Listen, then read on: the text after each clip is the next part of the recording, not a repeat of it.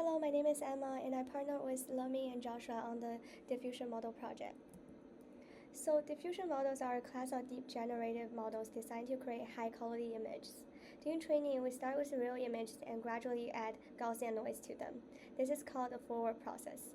Eventually, the images become completely unrecognizable, almost like pure static. The model then learns to denoise these images step by step, reversing this process until it reconstructs something realistic. For this project, we trained on the ImageNet 100 dataset, which contains about 130,000 images covering a wide range of classes. This diversity makes it a strong benchmark for evaluating generative performance. Our approach builds on several key components in the diffusion modeling pipeline. We begin with DTPM, which learns the reverse diffusion process. The model takes noisy samples and uses a UNet to predict the noise that was added at each time step. This gives us a very high quality output, but the drawback is that the inference is slow. To address this, we incorporate DDIM. This allows us to generate image in fewer steps, giving much faster inference while keeping the sample quite comparable. Next, we move from operating directly in pixel space to latent diffusion models. By encoding image into a compact latent space using VAE, we drastically reduce the dimensionality of the diffusion process. Finally, we apply classifier-free guidance, CFG. It lets the model interpolate between unconditional and conditional predictions during inference. This provides much stronger control over what the model generates and leads to better semantic alignment with the intended class. Moving on to our experiments, we trained our models on the ImageNet dataset provided by the teaching staff. We trained the DDPM, DDM, and VAE models for 500 epochs to ensure fair comparison.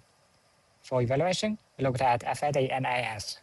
On this slide, you can see our DDPM baseline achieved an FID at 3.342. However, if you look at the symbols on the right, there is a clear disconnection between the metrics and the visual quality. While the model has learned the correct color patterns and textures of ImageNet, the generated images are not clearly recognizable objects. On the next slide, we compare this to the results of DDM and VAE.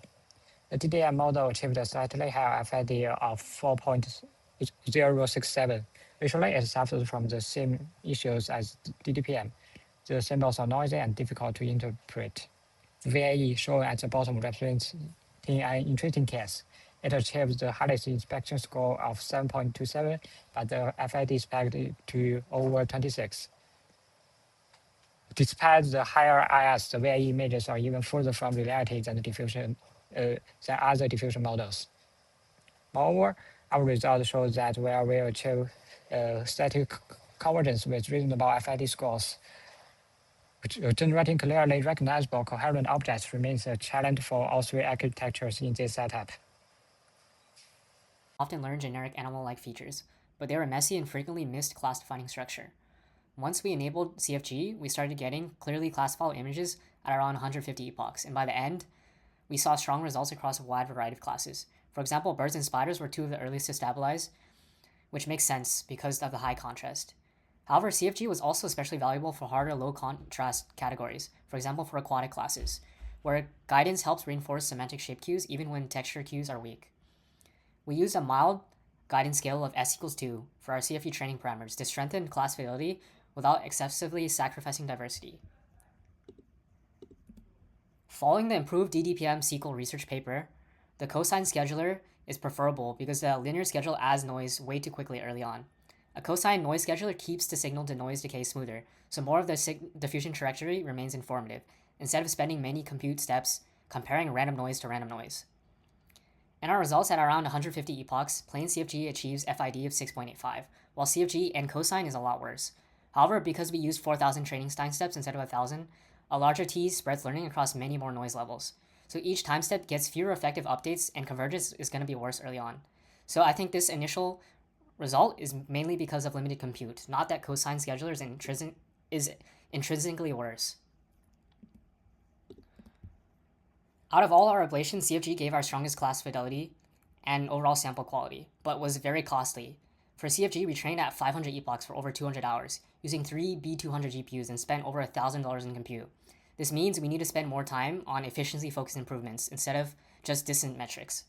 For example, we could spend more time on better noise schedulers and adaptive and dynamic guidance. Even though Stable Diffusion achieves better efficiency through latent space, in our setup, the pre-trained VAE was our bottleneck, which heavily limited the gains we could have gotten from latent DDPM without heavy modifications to our starter code base.